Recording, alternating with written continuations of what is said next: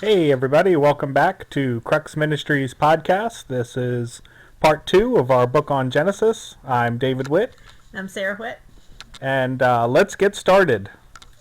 Today we're going to be looking specifically at Genesis 1:1 to 2:3. If you remember from our first podcast, this is the introductory section of the whole of the rest of Genesis, so we're going to take this as one whole unit. This is what sets you up for the chapters that follow, according to the Toldoths, which we talked about in our first podcast.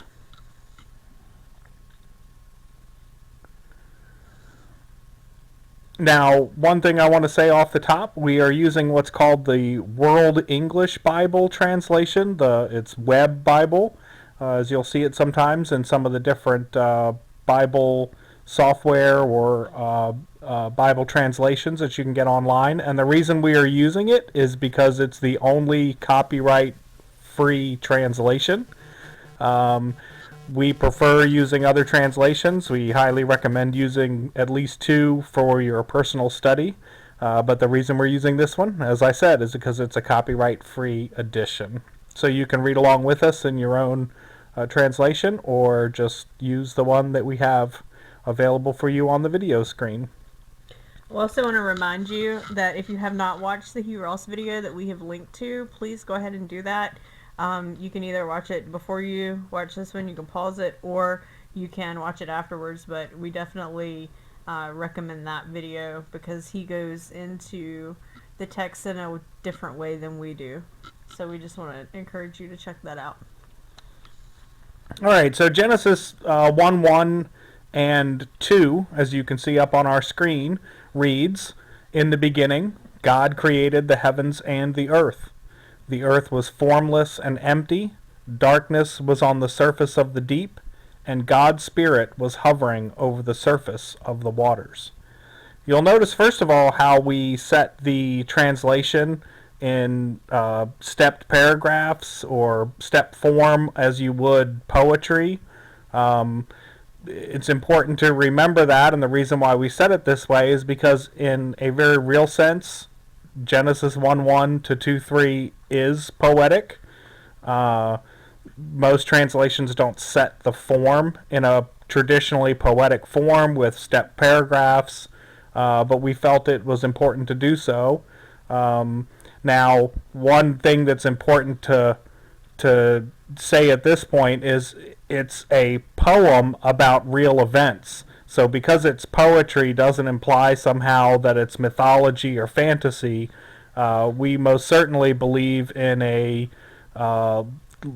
literal, I like to use the word literary, understanding of the text. We take it as the text says, and we assume it means what it says it means. And sometimes it uses figures of speech, and we acknowledge those figures of speech to understand what the translation says. But here we felt it was important to put it in poetic form, and we'll talk more about that as we go through different lines within Genesis 1:1 to 2:3, because it starts to become kind of evident with a repetition of phrases and things like that. So let's take these lines sort of one at a time. As we said in our first podcast, we're looking at this sort of exegetically, so we're taking it one verse at a time and pulling out some of the meaning. 1:1 is really a prologue. In the beginning, God created the heavens and the earth. It's an overall statement of what it is that's to follow.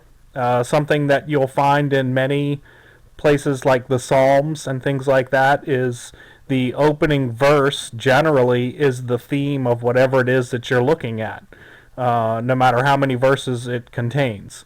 So, in the beginning, God created the heavens and the earth is the overall blanket statement for everything that follows. In verse 2, we start to see a little bit more detail, and the perspective shifts. Notice how it begins. The earth was formless and empty, darkness on the face of the deep, God's Spirit hovering over the surface of the water. So the perspective is not from outer space. It's not looking at everything, the heavens and the earth, in one dimension or as if it was on a piece of paper. it's specifically looking at the earth from the earth. Notice how it's a description of the earth. And then, of course, the two important things are, these are verbs, right? Formless and empty. Adjective? Adjectives. There you go. See, that's why I need more intelligent people than myself. They describe nouns. Right, there you go. The earth was formless and empty. The terms formless and empty, sometimes you'll see void and formless and void, I think, are some of the other translations. These are really the two key words that shape the rest of the narrative, and we'll talk about that again as we get there.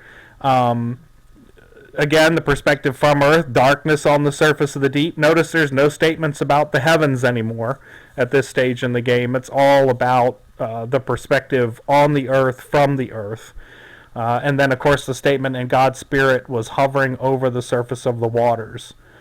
This might be a good time to also mention that you start to see the birth of Trinitarian theology in this verse, or these verses. God creates the heavens and the earth, and the Spirit of God, or God's Spirit, hovering over the surface of the waters. There seem to be two persons in play. God, the Creator, and God's Spirit, or the Spirit of God, or what we call the Holy Spirit. So right away you begin to see Trinitarian theology start to take place. The persons of God show up right away in Genesis. Mm-hmm. So that's just an important point to make very early on. And we'll see more of that in a minute, and we'll talk about that in a minute. All right, so let's go on to our next set of verses. Here we have Genesis 1, 3 through 5, which is a description of the first day. Beginning in verse 3, God said, "Let there be light," and there was light. God saw the light and saw that it was good. God divided the light from the darkness. God called the light day, and the darkness he called night. There was evening, and there was morning, the first day.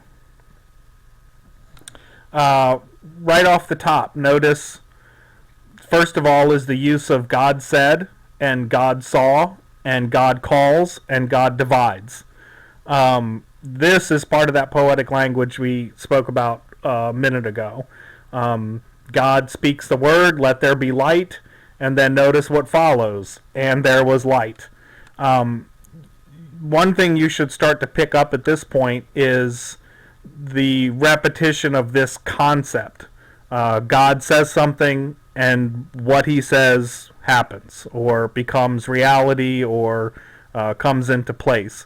One of the things that makes the book of Exodus kind of interesting is the first few chapters are, of course, the description of them leaving Egypt. The next group of chapters is the description of how God tells Moses to make the holy articles, the tabernacle, the Ark of the Covenant, and then the remainder of the book is a repetition about how Moses made it just as God describes it, which, again, you see that same formula playing out right here. Let there be light, and there was light. God saw the light and saw that it was good. The idea of God saw that it was good, of course, is a repeated phrase over and over again throughout this section of 1:1 to 2:3. And then notice the adjectives, we talked about earlier, formless and empty. So notice how God first is establishing the form. God saw the light, divides the light from the darkness. And then he names them, which of course is going to become important in the story of Adam, because Adam is told to name the animals. So naming something was a old school way of demonstrating who had possession of, or what's another word? Ownership of a thing, was to name that thing, just like you name your pets. That's your pet, you name it. Whatever it is you decide to call it. We let my son one time name the dog, and he came up with an interesting name, and we stuck with it. God called the light day, the darkness he called night. there was evening, there was morning, the first day. At this point, it's also good to connect this with the Hugh Ross video that we recommended before. When it says the first day, it means the first act of creation. Day does not have to mean 24 hours. There are several uses of the term day just in the opening chapters of Genesis alone. And there are ways that we still use the term day. You use the idea back in the day. You're not talking about 24 hours. You're talking about in the 80s or in the 90s or 10 years ago or when I was in high school. So even in our own vernacular, we don't always use the word day to describe a literal 24 hours.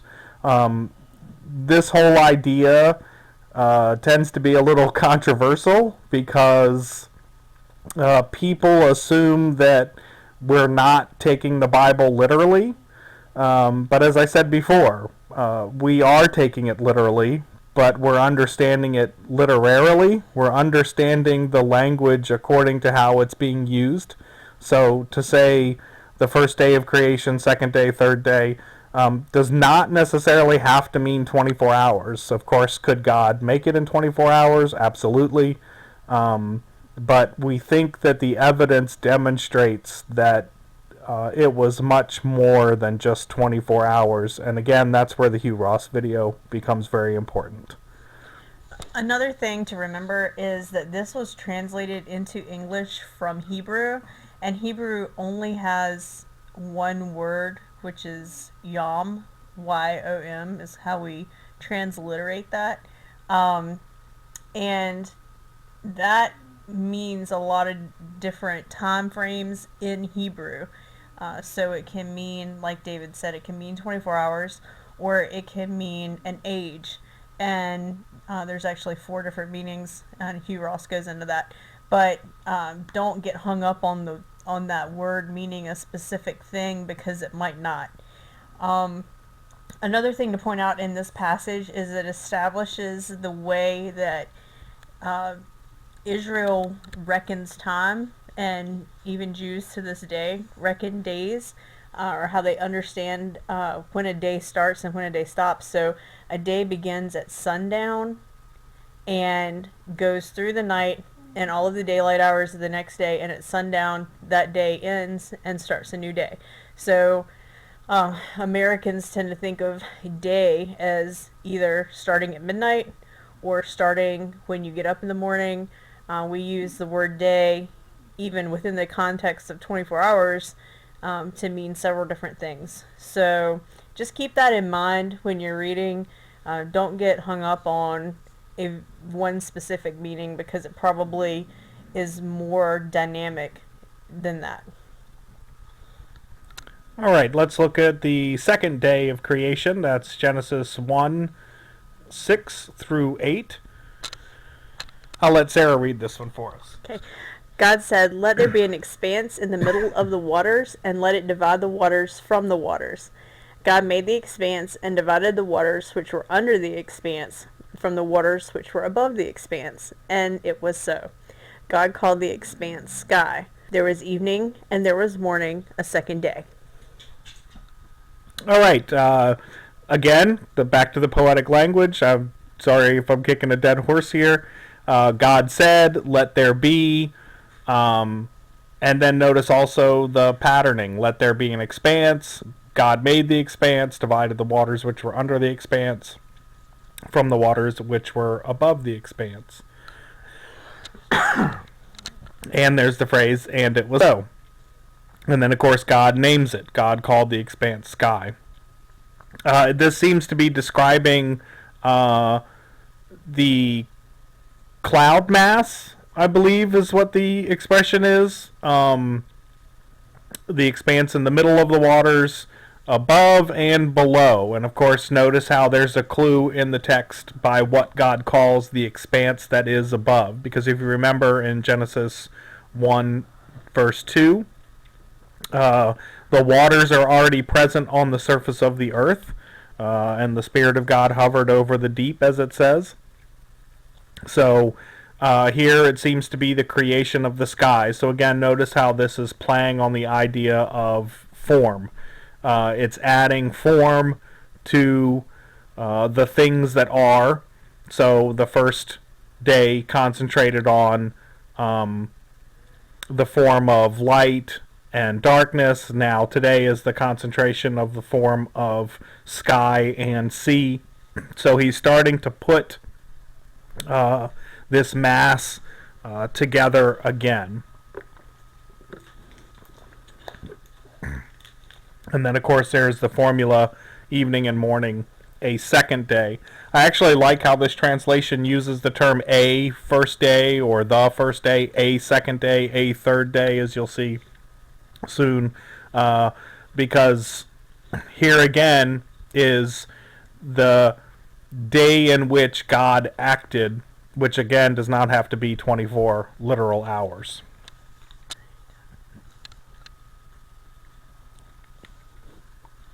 All right, I'll read this slide too. This is Genesis 1, 9 through 13. God said, "Let the waters under the sky be gathered together to one place, and let the dry land appear." And it was so. God called the dry land earth, and the gathering together of the waters he called seas. God saw that it was good. God said, "Let the earth yield grass, herbs yielding seeds, and fruit trees bearing fruit after their kind, with their seeds in it, on the earth." And it was so. The earth yielded grass, herbs yielding seed after their kind, and trees bearing fruit, with their seeds in it, after their kind. And God saw that it was good. There was evening, and there was morning, a third day. All right, God said, and it was so. Of course, there's the naming again. Here again, we see the giving of form, land and sea, giving the earth a form, a shape, if you will. Then, of course, God says. Notice how the third day contains two God says. The first day, the second day, both contain one. The third day contains two. You can see just from the slide alone that there's sort of two acts of creation in this one day. There's the sky, or the sea and the land, and then of course things on the land. Notice again the repetition. Let the earth do such and such. Let the earth do such and such, and of course, and it was so. Which again is that poetic statement, which we see so much in this section. And of course, God saw that it was good. Also, it's interesting. The plants yield seeds after their kind. The trees bear fruit with their seeds in it after their kind. So you see an order. There's not, you plant corn and you get wheat. There's, you plant corn and you get corn. So there's some application to that beyond Genesis and beyond farming, but we'll let you make your own connections there.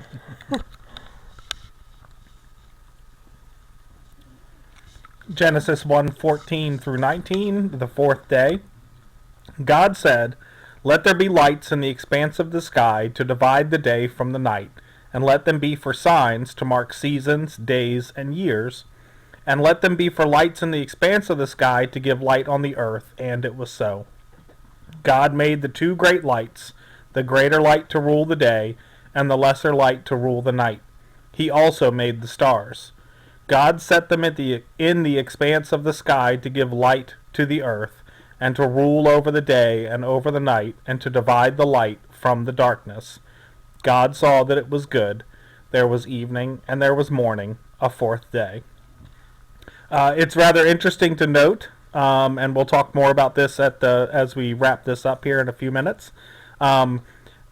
Notice how the first day light appears, but it's not until the fourth day that the lights in the expanse divide the day from the night and mark the seasons and the years. I always found it rather interesting, the statement, he also made the stars. It's almost like a kind of a throwaway line, which I always found kind of interesting. There's no emphasis on it. It just kind of shows up. But of course, it's not just the sun and the moon that mark days and seasons and years, but it's also the stars which help to mark those things as well. Certain constellations are only visible certain times of year in certain parts of the world. From what I understand, the ancient Egyptians used Venus to mark the rising of the Nile. Venus would appear and the Nile would rise, but of course, the Egyptian civilization was so old and had existed for so long that at one point, uh, Venus no longer correspond to the rising of the Nile, because of course, we know that Venus doesn't make the Nile rise. Venus was just the sign that it was coming because it was a certain time of year when the spring would arrive and the snow would melt from the mountains deep inside of Africa, and of course cause the Nile to fill.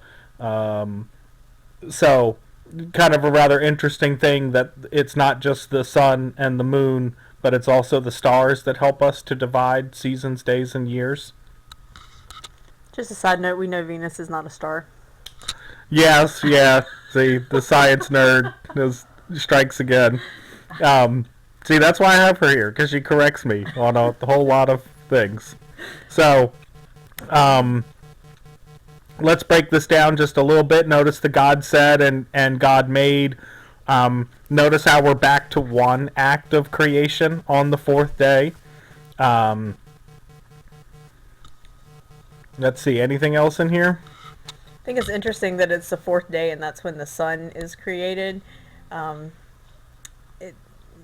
Or if you watch a Hugh Ross video, the sun is made visible, which is a rather interesting thing. Because notice how it said, "Let there be lights in the expanse," and Hugh Ross makes the point that it's at this point that the sun, the moon, and the stars become visible from the earth. Because you remember, this perspective is from the earth, so it's not that God created the sun on the fourth day so much as the sun became visible on the earth on the fourth day, which is really kind of a neat way of thinking about it. Again, we're still understanding it literally.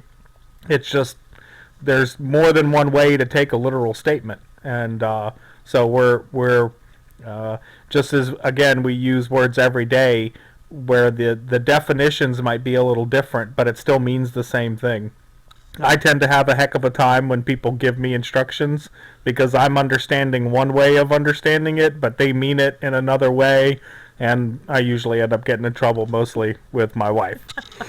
Yeah, if there's a way for David to misunderstand an instruction, he will do it. Yeah. So, all right, let's go to the next slide. Okay, this is Genesis 1:20 through 23, if you're following along without looking at the slides. It says, God said, "Let the waters abound with living creatures, and let birds fly above the earth in the open expanse of sky." God created the large sea creatures, and every living creature that moves, with which the waters swarmed, after their kind, and every winged bird after its kind. God saw that it was good. God blessed them, saying, "Be fruitful and multiply, and fill the waters in the seas, and let birds multiply on the earth."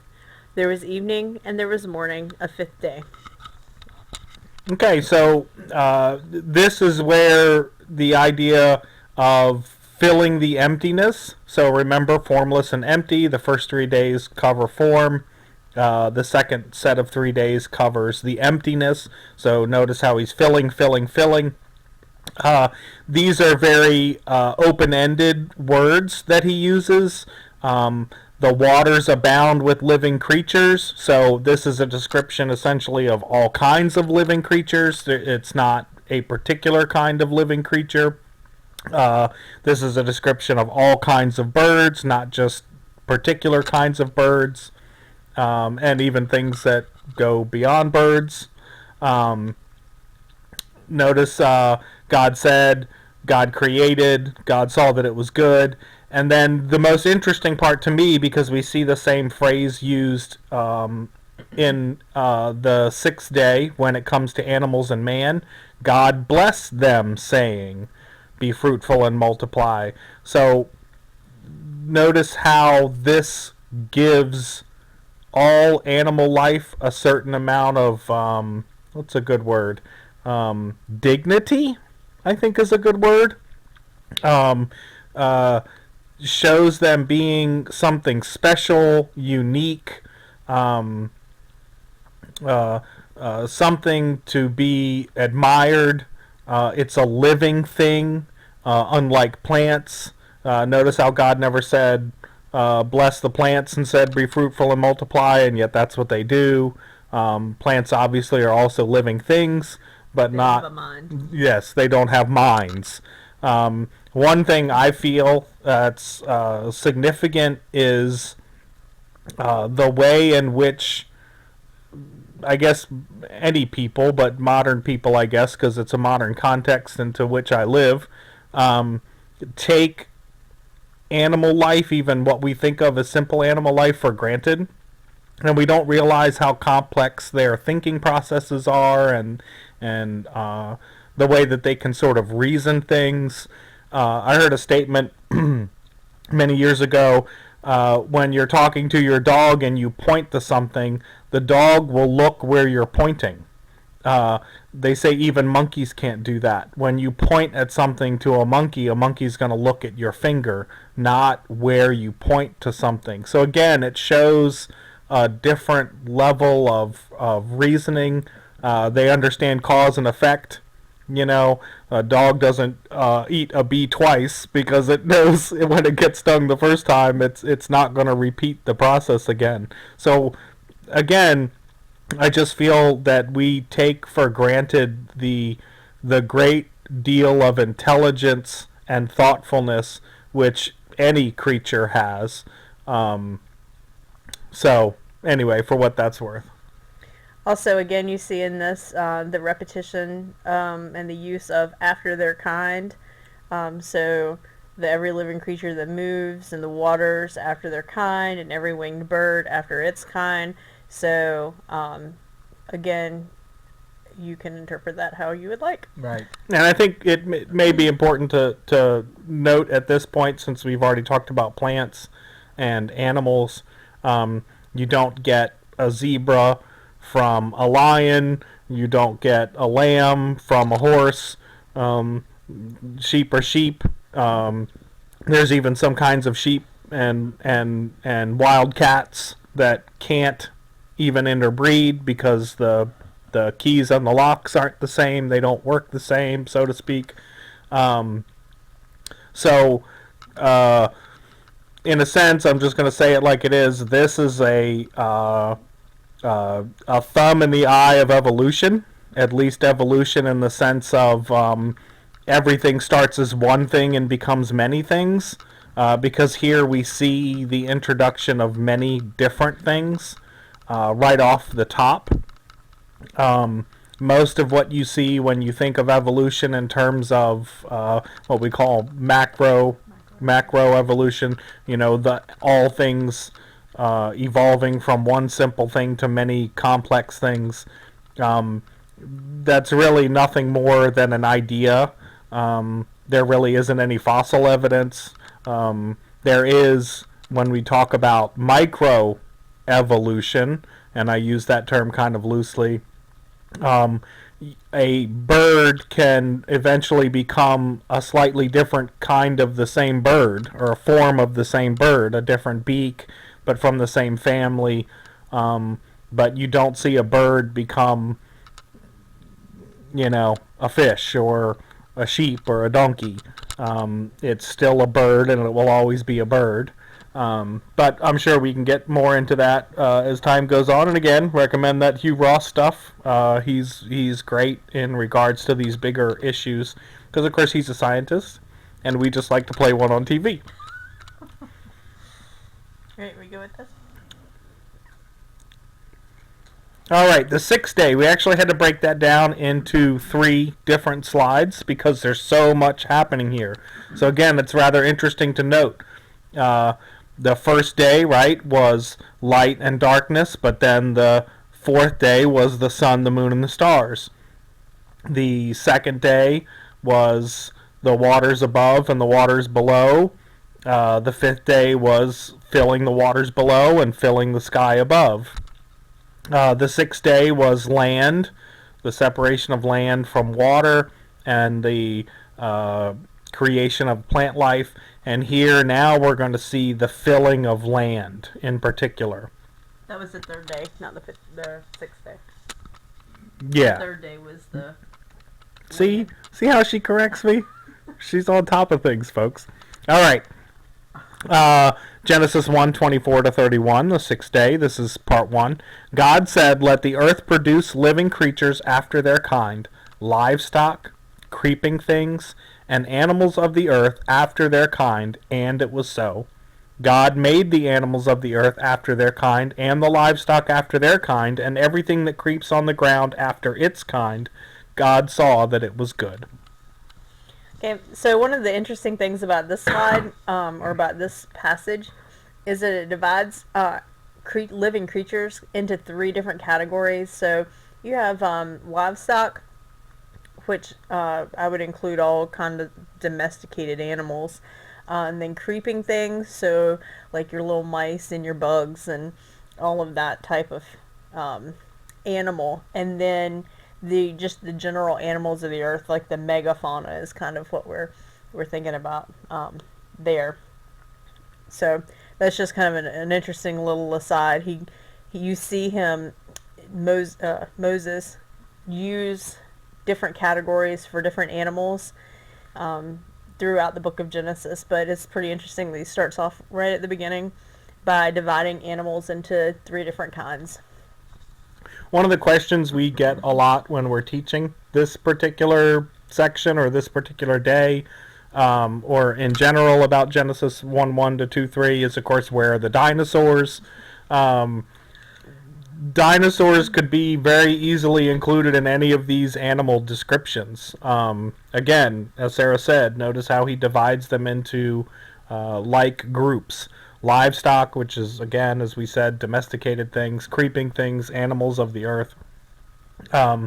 We are not one of those people who believes that dinosaurs are what do they think? Okay, so I've heard several things. I've heard that Job talks about him and as Leviathan, or the worst idea that I've ever heard put forward by people who think they're theologians, is that the devil put the dinosaur bones there to confuse us.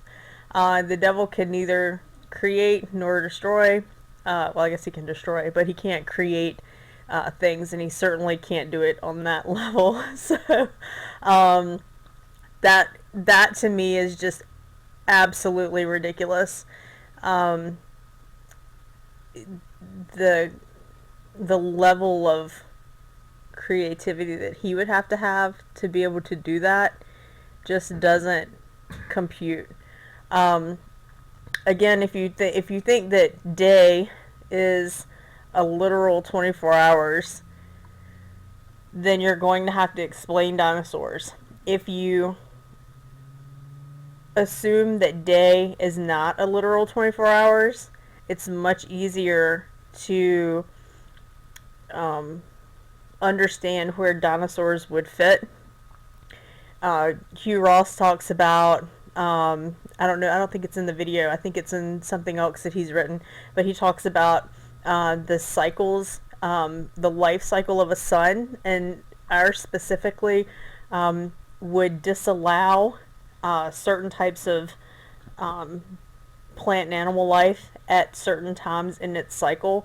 So to get us to the point that we're at today, you would have to have different types of things at different times. So that's just a note. Again, we really highly recommend Hugh Ross. He does a lot of work with this, and he can explain it way better than we can, because he's an astrophysicist and we just read astrophysics. We don't actually do the work. But there was something else that I was gonna say on this one and about dinosaurs. Oh, remember that what we said in the first section that we did on Genesis, on the introduction, that the purpose of Genesis is not to tell you where the dinosaurs are or came from. The purpose of Genesis is to get you to Egypt. So in these first couple of verses, it's super broad because it's not trying to give you a science textbook understanding of how creation happened. So just keep that in mind. You know, you can get really in the weeds with a lot of this stuff, and it's not necessary to do so. Right. It's just not the purpose of the book, and it's not within the scope of the book. So just, you know, don't get freaked out about dinosaurs. And I'll say this, that there is evidence that ancient people would have known about dinosaurs or the existence of very large animals at some point in time, because the bones of dinosaurs have been exposed for millennia, in especially in such a geologically active part of the world. So it's not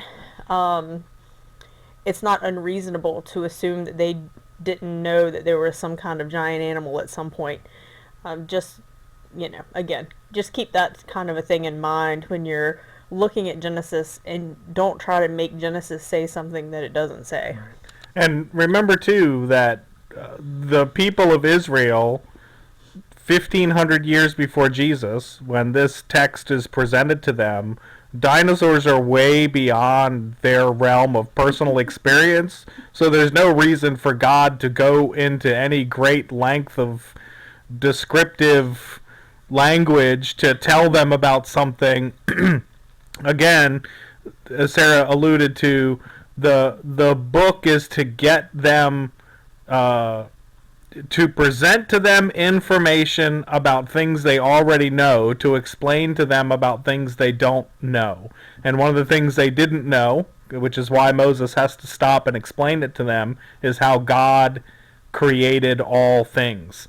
Now, of course, this is also unique because as you look at the mythologies of the world, the gods with a little g, a god creates some particular part of the world, or rules over some specific area of the world, the mountains, the seas, the farmland, the rains, the sky, the stars.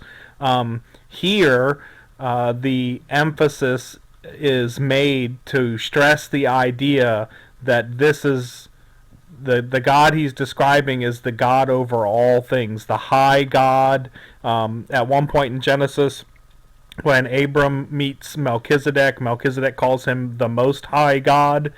Now, again, this is not to say that we believe there are other gods. That's not the point that I'm making. The point that I'm trying to make is that here they could understand one God was in charge of all things, and also in charge of their destiny, just as he's in charge of our destiny and the destiny of all the world. Sarah and I were talking the other day, and no matter who you are, whether you believe in God or don't believe in God, you're still part of God's plan. So you can either get on board with the plan and have a future, or you can stay off board the plan but still be part of his plan, because he's going to make happen what he's going to make happen, because he is sovereign over all things anyway. As we said in the introduction, one of the things that Genesis does is demonstrate to us the great power of God, the great intelligence of God, and the great morality of God. So again, God's trying to help the Israelites understand what they don't know, which is himself, by telling them about things they do know. So he's using terms like livestock and creeping things and animals after their kind, because that's in their daily realm of experience. That's the stuff they know and understand. One thing that's important to keep in mind, by the time of Moses and the Exodus and the delivering of Genesis to the people, civilization itself, cities and people and complex laws and legal systems and codes were already thousands of years old. The pyramids themselves were thousands, well, maybe another 1,500 years or so older than Moses. So life had been going on for a long time, and it was at this time, at this place, to this people, that God chose to reveal himself in a very unique way, which gives us, of course, the scripture. So, anyway, God said, "Let the earth produce living creatures." God saw that it was good. Just another note on the idea that one God is in charge of everything. You have to remember they're coming out of Egypt, which was a system that a belief system that encompassed many gods, and they're going into an area inhabited by people who believe in many gods. So this is kind of a radical idea at the time, that there's one God and he's over everything, because neither system where they're coming from or where they're going to would believe in that at all. This would certainly set them apart. Right. And the whole world, in fact, at this time, everything that we know as modern archaeologists and historians and all that kind of stuff, the whole world, the religions of the world by this point in history had devolved, and I use that word very carefully. They had devolved into polytheism, many gods. There's the crocodile-headed god who's in charge of the Nile, and Baal who's in charge of the storms, and all that kind of business. So again, yes, this would be a radical idea, that there's one God over all things. Now, interestingly, archaeology also tells us that there are many places and cultures that believe in a one God who made all things and holds man morally accountable. But maybe we'll get into more of that later. Just off the top of my head, there's a work by a man named Wilhelm Schmidt, who did a lot of research on this. Also, Don Richardson, who is a missionary who's written some books on this. I believe one of my seminary professors, Win Corduan, Corduon, also wrote a book on this subject if you're interested in pursuing more. And as I said at the top of our introduction, any good Bible student should always be a good history student. All right, part 2 of the 6th day, beginning in verse 26. God said, "Let us make man in our image, after our likeness, and let them have dominion over the fish of the sea, and over the birds of the sky, and over the livestock, and over all the earth, and over every creeping thing that creeps on the earth." God created man in his own image. In God's image, he created him. Male and female, he created them. God blessed them. God said to them, "Be fruitful, multiply, fill the earth, and subdue it. Have dominion over the fish of the sea, over the birds of the sky, and over every living thing that moves on the earth." Okay. Again, God said, God created, and then notice the repetition even of the idea of dominion and over what that dominion is. The fish, the birds, every living thing that moves. Notice again the inclusion of some of the language in the previous slide. Livestock, creeping things that creep on the earth. Notice also, we're back to Trinitarian theology again. God said, "Let us make man in our image."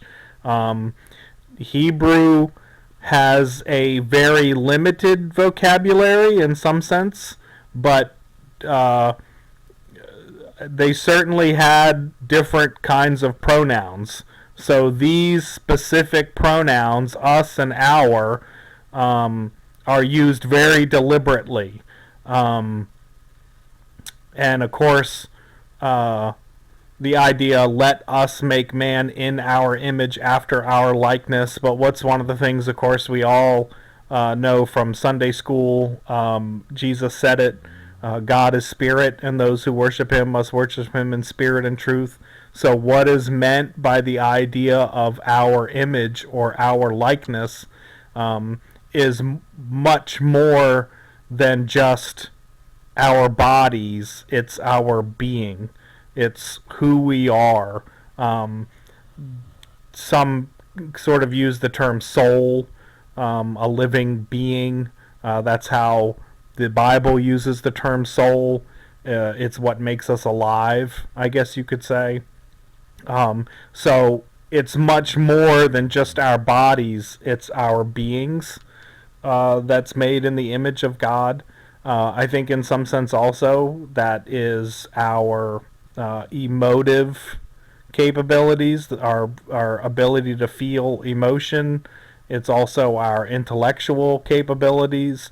One thing that Sarah and I talk about a lot amongst ourselves, um, people are a head, a brain that thinks. They're a heart, a person that feels. And when it says our image and our likeness, I think both of those things are included, but in a way that's unique from the animals. Notice how, as we said before, animals are beings, but they're not this kind of being. Um, Also, to note on this particular slide, the idea of using the term man, and of course we have gender exclusive term man and woman, but when it says man, it does not mean males. It means male and female, as we see in verse 27. Notice how the idea is repeated, and repeated very strongly. God created mankind, maybe is a better way to put the term, in his own image. In God's image, he created him, male and female, he created them. Again, Hebrew may have a limited vocabulary, but these words are used very specifically and for good reason. And, by the way, this gives us a clue into how God thinks men and women should interact together. We'll get more into some of that when we look at the story of Adam and Eve, but male and female are created in the image of God, and therefore both deserving of unique dignity, unique to the rest of the living things on earth. And I think that's an important point to make. You always have in the history of cultures this sort of vacillation between women are as much as we're different in a lot of senses, but we are equally as much as one another. No one is greater than the other. It requires both of us. Isn't this rather interesting if you think about it? It requires both male and female to reflect the image of God. What that means is a big can of worms. We don't have to go into detail with that, but I find it rather interesting that when he creates mankind, he makes a male and a female to reflect his image, and the implications of that I'll let you dwell on in the privacy of your own mind. Here again, we get to the same language that God uses to describe the animals. God blessed them and said to them, even uses the same terminology, be fruitful, multiply, fill the earth, but he adds one new clause, and subdue it. Have dominion over the fish, the birds, and everything that moves on the earth. Again, a unique place and a unique role. And of course, when we read the English word subdue, a lot of Bible critics might take that to mean in a negative sense. The word subdue might take it in a negative sense. But to be in charge of something does not necessarily mean you have to abuse your authority. So it's an important thing to keep in mind. Just because we have power over something, that power is to be yielded responsibly and not just for your own benefit.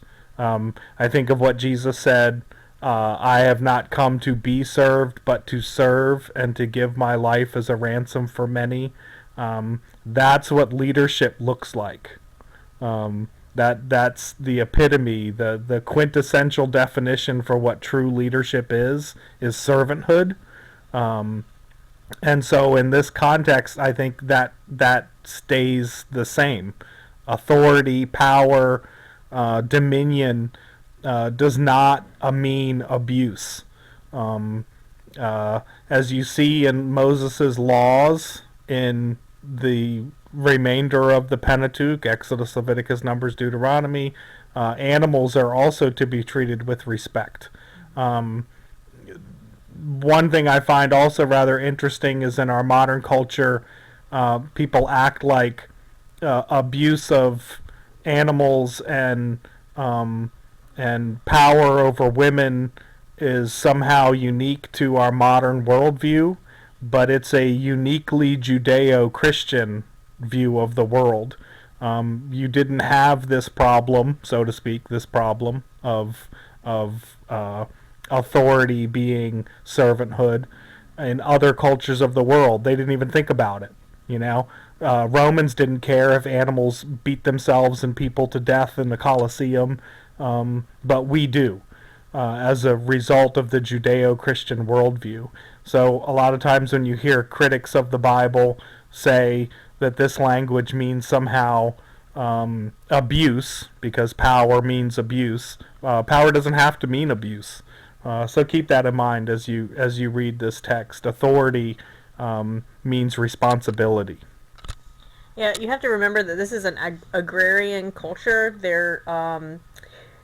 They have experience with livestock. They're going to tell stories about people who keep sheep and goats, and in that context, you don't just go out and kill all of your sheep and goats and eat them all, all at one time. You care for them if they're sick or injured.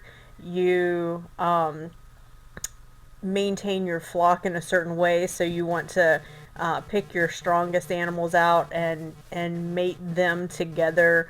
There's a lot of I guess it would fall under the title of animal husbandry that goes on, and I think that really is a good image of what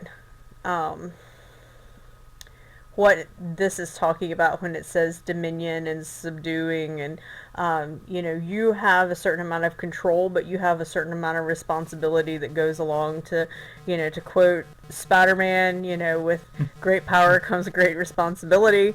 And so, like David said, you can't just go in and destroy everything. You are required to do a certain amount of caretaking as a human, and just people who use this as an excuse to pillage and burn, I think are taking it really out of context. Let's move on to the third part of the sixth day.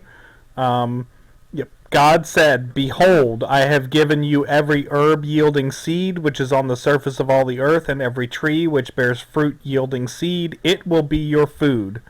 To every animal of the earth, and to every bird of the sky, and to everything that creeps on the earth, in which there is life, I have given every green herb for food." And it was so.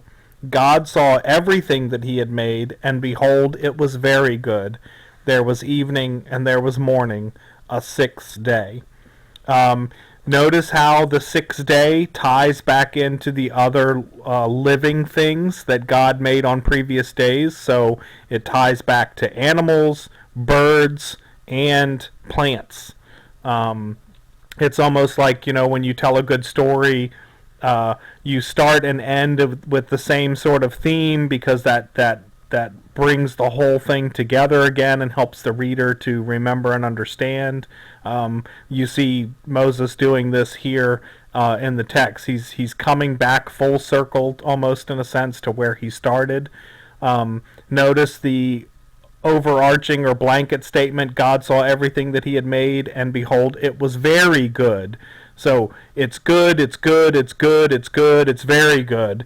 There was evening and morning, a sixth day. One thing you might notice is this does not look like our current day to day.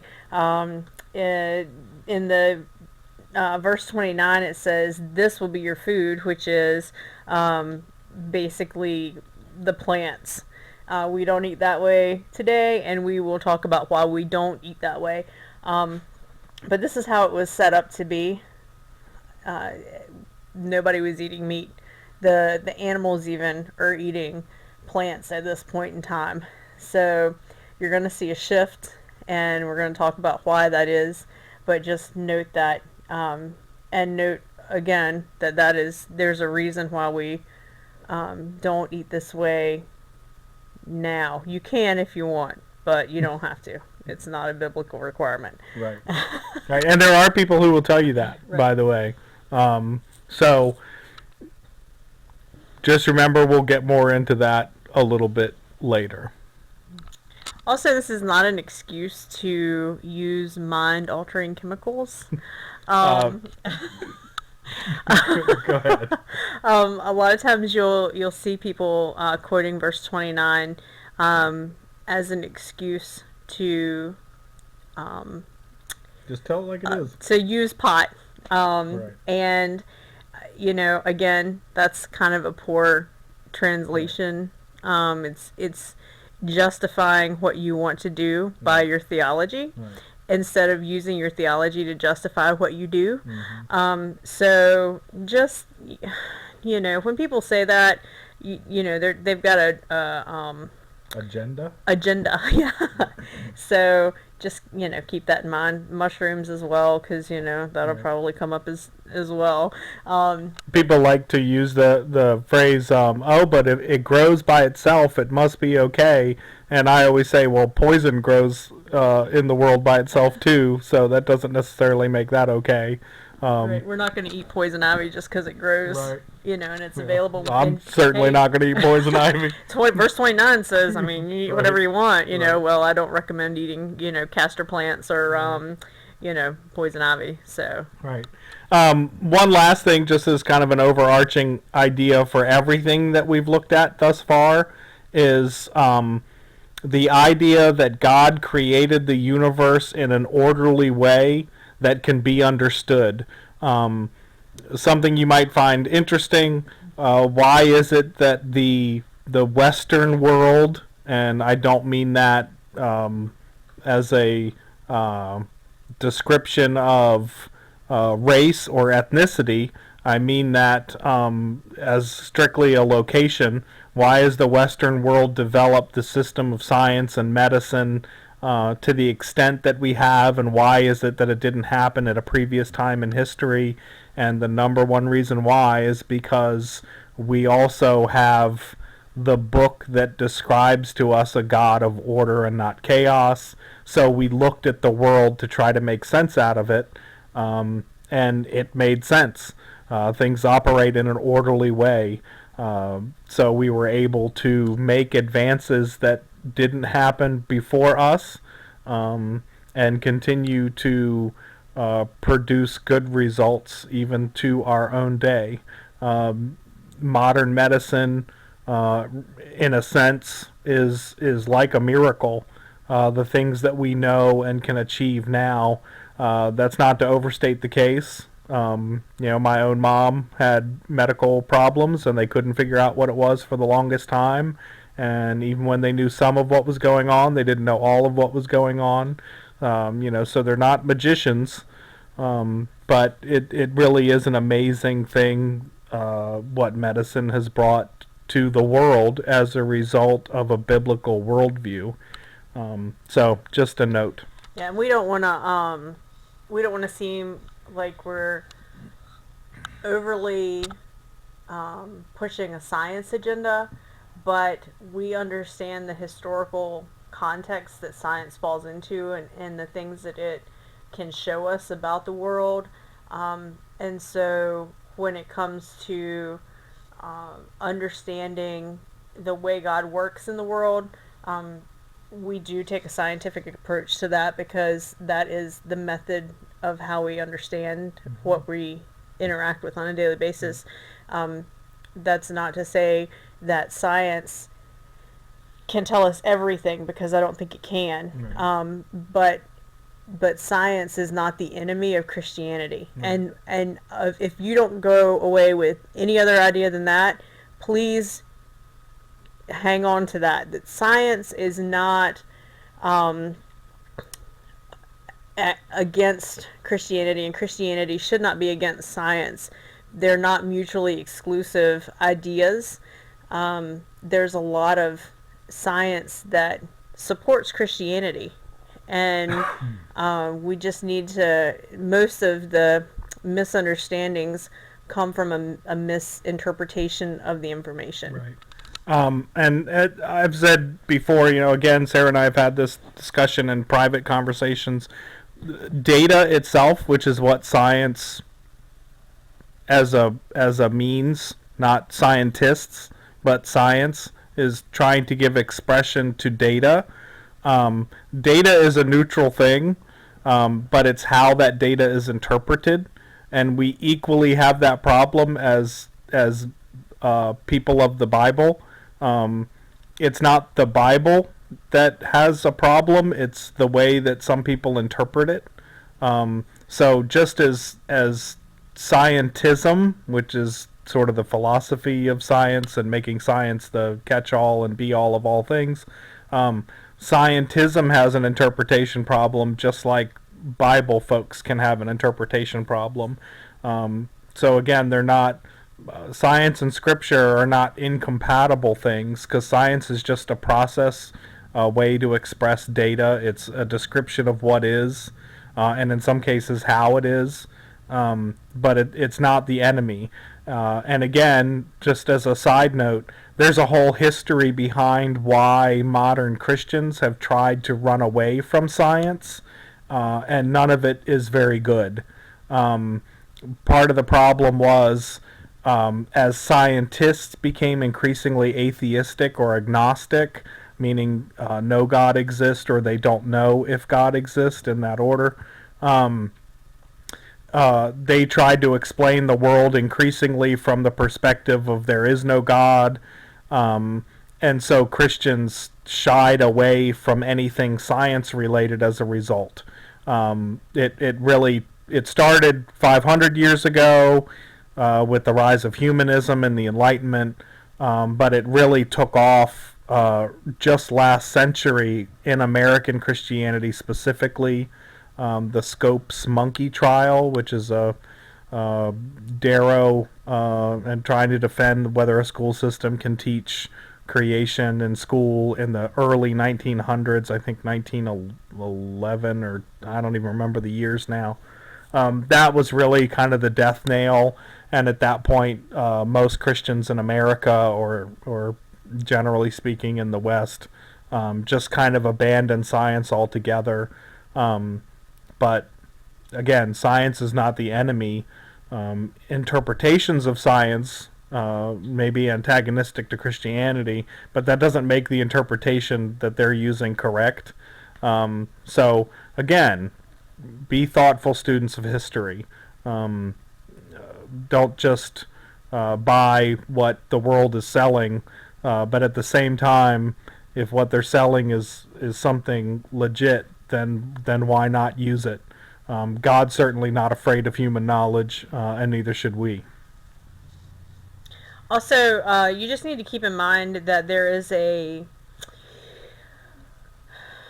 bend towards anti-intellectualism in the American Christian church, and that is really, really sad.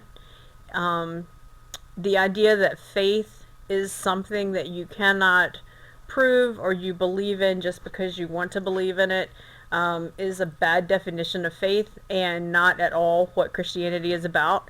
Christianity is based on eyewitness testimony and evidence, and so to throw all of science out with bad interpretation of data it really does a disservice to Christianity as a whole, and does a disservice to your witness. Now, I can understand being really intimidated by certain aspects of science, especially if you don't have a science background or you don't necessarily understand the methodologies that are used. But that is not an excuse to walk away from it completely. We're going to have to engage in the culture that we're surrounded by. And if you shut down and don't interact, then you are missing out. Yeah. You And lose. right, Yeah. and it's not a very good witness. So we're certainly called to be lifelong students of the Bible, but also interact with the culture that we find ourselves in as well, and that is a science-based culture. And from a personal testimony perspective, I stayed away from science things for a long time because I couldn't understand how to integrate the two in a sense, using the term integrate kind of loosely. We're not trying to make scripture fit science or make science fit scripture. We're letting scripture speak for scripture. We're letting science speak for science, and there's places where those two things come together. So instead of focusing on science, I focused on history. So I come from a very strong history background, whereas my wife Sarah comes from a very strong science background. So that's why you get a lot of the science references from her or the space stuff from her. And you'll get a lot of the history stuff from me. So we've got one more little section of verses here. Genesis 2, 1 through 3. The heavens, the earth, and all their vast array were finished. On the seventh day God finished his work which he had done, and he rested on the seventh day from all his work which he had done. God blessed the seventh day and made it holy, because he rested in it from all his work of creation which he had done. Again, notice the repetition. All their vast array were finished. On the seventh day God finished his work. He rested from all his work. Repeats the same idea. God blessed the seventh day and made it holy, because he rested from all his work of creation which he had done. Technically speaking, the seventh day is Saturday. Sunday is the first day of a new week. Interestingly, we go to church on Sunday because it's the day the Lord rose from the dead. So that's why we go to church on Sundays. Sunday is not the Sabbath day or the seventh day. Technically, that's Saturday. And so that's why Jews to this day go to synagogue on Saturdays and Christians go to church on Sundays, because we're technically sort of celebrating two different events. You can read in Acts that the early church, the apostles, who themselves were Jewish, of course, went to synagogue and temple on Sabbath and on holy days, but celebrated the Lord's Day on Sundays, because, again, that's the day he rose from the dead. Just another way, or just to point out a different use of the word day in that context. Jesus, we talk about Jesus being dead for 3 days, but he was crucified on Friday, which is day one. Saturday he was in the grave, and on Sunday he arose. And that's counted as 3 days, although it's not technically 72 hours. Right. So that's just another example of the use of day being a little bit different than what we understand it to be today. Mm-hmm. Yeah, any part of a day is still called a day. I went to work today, but you didn't go to work until after the sun came up. But the day started, at midnight, according to the way we reckon time, or whatever. So, again, we still use these kind of terms today, so don't be afraid of them. Another note, just as we wrap up, the reason why 1:1 to 2:3 is one section. You can see, obviously, this is the conclusion of an idea. Remember that the numbers that were put in the Bible help us to find things, but they don't always help us to understand where something begins and ends. So here we're ending an idea or a set of ideas as expressed in the text in the beginning of chapter 2.